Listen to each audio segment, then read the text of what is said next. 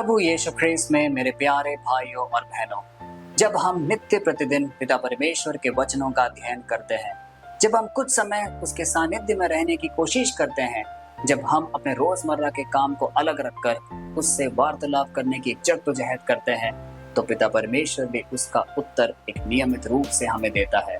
वह हमारे आध्यात्मिक जीवन को इस तरीके से स्पर्श करता है कि हम पवित्र कहलाते हैं और हमारा जीवन पूर्णतः बदल सा जाता है।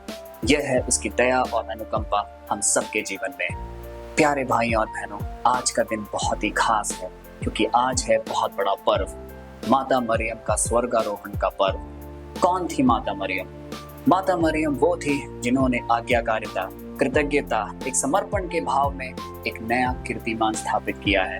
क्योंकि उनकी जीवन शैली का यदि हम अध्ययन करेंगे, उनके जीवन चरित्र को अगर जानने की कोशिश करेंगे, तो हम पाएंगे कि हर पड़ाव में, अपने जीवन के हर क्षण में उन्होंने पिता परमेश्वर के सभी कार्यों का हामी में उत्तर दिया। उन्होंने हर वो कार्य के लिए वो तैयार रही जो ईश्वर के द्वारा उन्हें सौंपा गया था, और इस प्रकार वो कृतज्ञ कहलाएं। क्योंकि माता मरियम के प्रार्थना में हम देखते हैं, माता मरियम के प्रार्थना में हम शुरुआत ऐसे करते हैं, प्रणाम मरिया कृपा पूर्ण प्रभु तेरे साथ है। कृपा पूर्ण प्रभु तेरे साथ है। इसका साफ साफ तात्पर्य यह है कि पिता परमेश्वर माता मरियम के साथ हैं।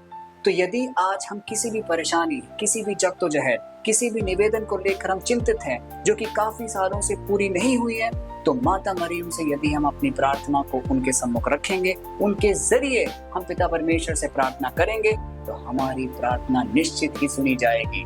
क्योंकि पिता परमेश्वर माता मरियम के साथ है। प्रभु तेरे साथ है। प्यारे भाई और बहनों, इस वचन को एक आश्रय मानकर, इस वचन को अपने दिल से संजोकर हम आज के वचन का अध्ययन करेंगे, जो कि लिया गया है रेवलेशंस अध्याय 12 पद संख्या 1 से। आज का वचन हमें यह सिखाता है, फिर स्वर्ग में एक महान चिन्ह दिखाई दिया, एक स्त्री सूर्य ओढ़े हुए और चंद्रमा उसके पैरों तले और उसके सिर पर 12 तारों का मुकुट। प्यारे भाई और बहनों, यह है संत यूहन्ना एक बहुत ही अद्भुत दृश्य का वर्णन करते हुए, क्योंकि वो कहते हैं कि उन्होंने एक महान चिन्ह देखा है स्वर्ग में। और वो चिन्ह क्या था? एक स्त्री सूर्य ओढ़े हुए खड़ी हुई थी। सूर्य को ओढ़े हुए। सूर्य हम सब जानते हैं कि कितना प्रतापशाली और प्रभावशाली होता है, उसका तेज कितना ही गहरा होता है। आज जब एक स्त्री सूर्य को ओढ़े हुए खड़ी है, तो ये साफ साफ दर्शाता है कि वो पिता परमेश्वर के सामर्थ्य को, उसके प्रताप को, उसकी अग्नि को ओढ़े हुए खड़ी है।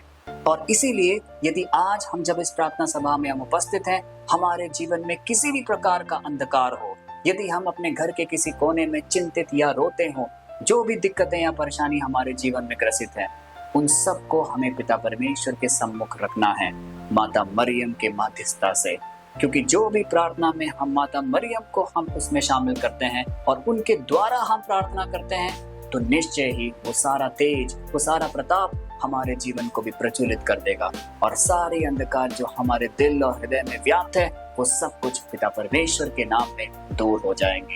दूसरा महत्वपूर्ण भाग, जब वो यह कहता है कि चंद्रमा उनके पैरों तले था। हम सब जानते हैं कि चंद्रमा क्या करता है, वो सूर्य के इर्द गिर्द घूमता रहता है। उसकी स्थिति और परिस्थिति हर समय बदलती रहती है।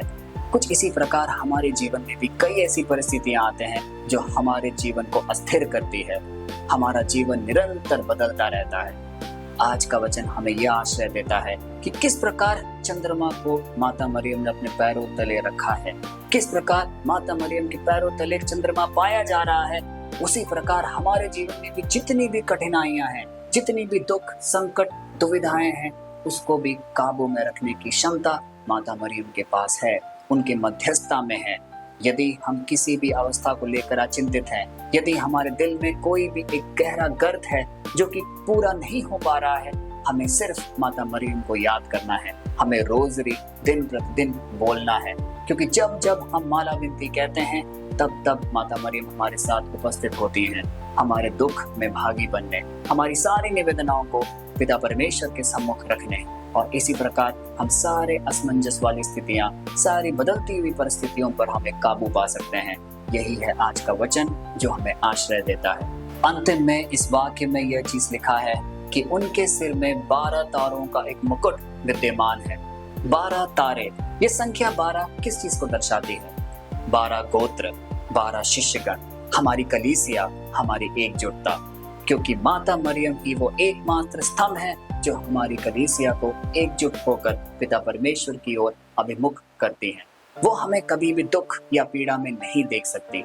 जब भी कोई परेशानी या कोई दिक्कत हमारे जीवन में टूट पड़ती है तो वो तुरंत अपने पुत्र यीशु ख्रीस्त के पास जाती हैं और वो उनसे प्रार्थना करती हैं हम सब के लिए, हमारी उस दुविधा के लिए, हमारी उस परेशानी के लिए। और यीशु ख्रीस्त उन सबको हर कर हमारे जीवन को स्पर्श करते हैं, जिससे हमें चंगाई मिलती है। प्यारे भाइयों और बहनों, कुछ ऐसा ही हुआ था काना के विवाह समारोह में। उस परिवार की अवस्था सोचिए, वहां पे अंगूरी की कमी हो गई थी, उन्हें लज्जा का सामना करना पड़ रहा था। लेकिन उस परिस्थिति को भांपकर माता मरियम अपने पुत्र को कहती हैं कि कुछ वहां पे मदद करें। और हम सब जानते हैं कि किस प्रकार पानी अंगूरी में बदला जाता है। वो था पहला चमत्कार जो प्रभु यीशु ने किया था। इसी प्रकार हमारे जीवन में भी ऐसे कई चमत्कार करने के लिए पिता परमेश्वर यीशु ख्रीस्त तैयार है। हमें सिर्फ माता मरियम की मध्यस्थता में वो सारी प्रार्थनाएं, वो सारे निवेदन यीशु ख्रीस्त के सम्मुख रखना है, और फिर हम देखेंगे कि हमारा जीवन किस प्रकार दिन प्रतिदिन बदलता जाएगा।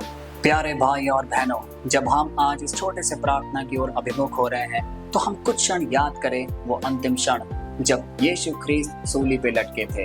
वो भारी अंतिम क्षण जब उन्होंने योहन को देखकर कहा, ये तुम्हारी माता है, और माता मरियम को कहा, ये तुम्हारा पुत्र है। इस प्रकार उन्होंने बहुत ही सुंदर रिश्ता मानव जाति का माता मरियम के साथ स्थापित किया है, और वही रिश्ता आज तक कायम है।